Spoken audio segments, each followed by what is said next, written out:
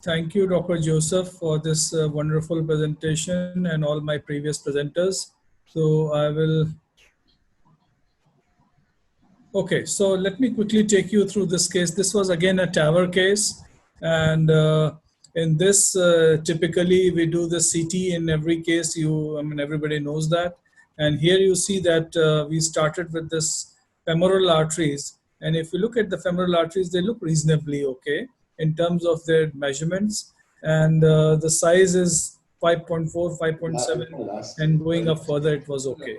So the access was looking reasonably okay, and these are the the snake views where you can see that there is hardly any calcification on the right side, and these are the cross sectional views looking good, and the size is acceptable. However, since the patient was a female patient and the artery was appearing to be about 5.5, 5.7 average, so we thought that we will go with the sheathless insertion. And typically now with the Medtronic valves, so we can use sheathless in case the size is small. So that is why we selected to go this pathway. And this is the left side, which was also quite okay. There was no problem. So we decided that let's go from the right side. And these are the pictures. Further ahead also, there is not much of a problem. And so typically, as a starting point, the vessels were looking quite reasonable and quite okay in both in terms of calcification, tortuosity, and also the size of the vessels. So no big challenge out here.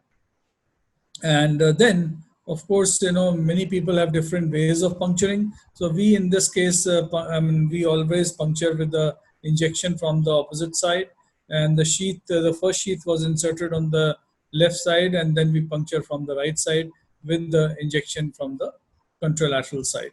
So everything was fine, and the valve was crossed, the wire was placed into the ventricle, and things were looking quite reasonable, and we thought that we will be able to implant the valve in the next 10 minutes or so. But what happened was that this is we were almost checking the valve was checked, the confida wire is in the position in the ventricle, but then when we were doing the sheathless insertion, there was a problem. The valve was not going inside, although we had used a 16 French sheath at that time as the first instance, and then we were going with the sheathless insertion. That's what we typically do.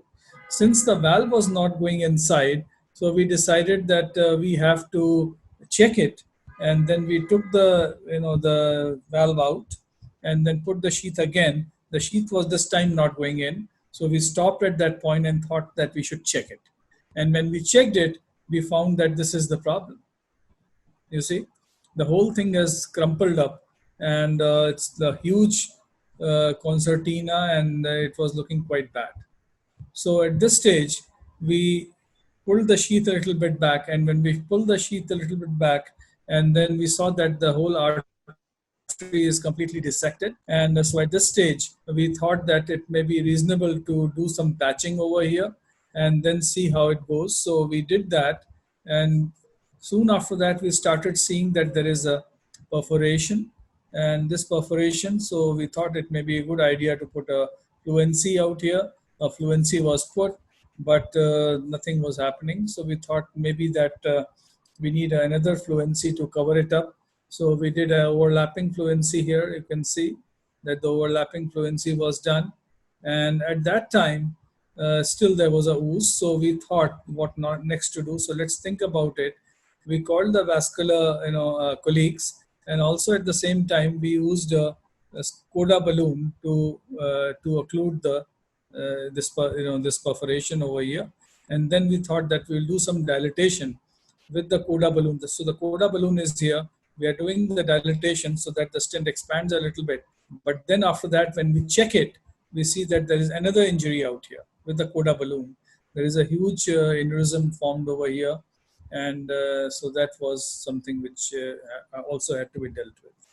So after this, the point was what to do. So we waited for a little while and checked whether the leak was still happening or not.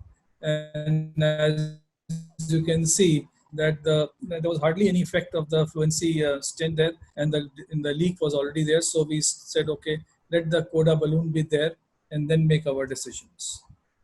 So after this, we did another fluency down below, so that we thought that maybe from the lower point there is some ooze happening, but despite that, the bleeding was still happening, and it was not responding to these stents.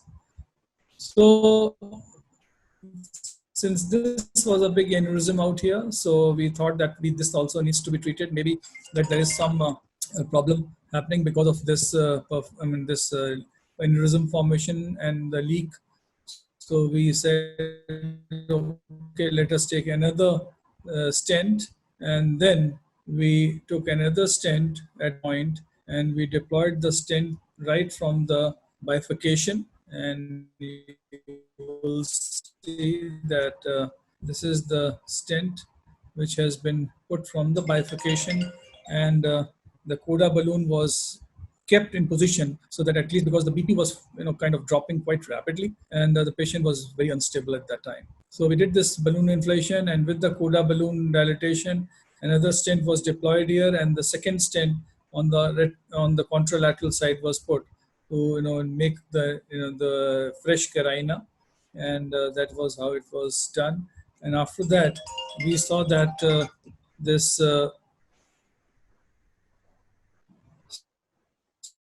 stent was in good position, both of these stents, and the bleeding was almost stopped. So at this stage, we thought that probably it's all done and we are fine. But when we checked in the distal part, the flow was not happening into the SFA, and beyond the edge of the stent, there was nothing. No flow was happening. So since at this stage, the vascular surgeons colleagues were already there, so they said it's better to open it up and see what is happening. So they opened the site, and when they opened the site, they saw that the artery is completely disjointed. So at this stage, they went ahead, they occluded the vessel from the top, because, and then after that, they did a fem-fem bypass in this case. And all this took a lot of time, and the patient was then shifted back. After that, everything was looking good, the pulse was fine. But during all this, she developed a lot of acidosis, lot of, the hemoglobin had dropped quite low. She needed multiple transfusions. I think about 7 or 8 units were transfused. And after that, she developed contrast-induced injury. And following this, she developed some gut ischemia. And so, of course, multiple problems kept happening, and the patient finally succumbed. So in this, we could not even do the aortic valve treatment, and the patient finally expired because of this serious complication. Thank you very much. So thank you, all of you, all the panelists.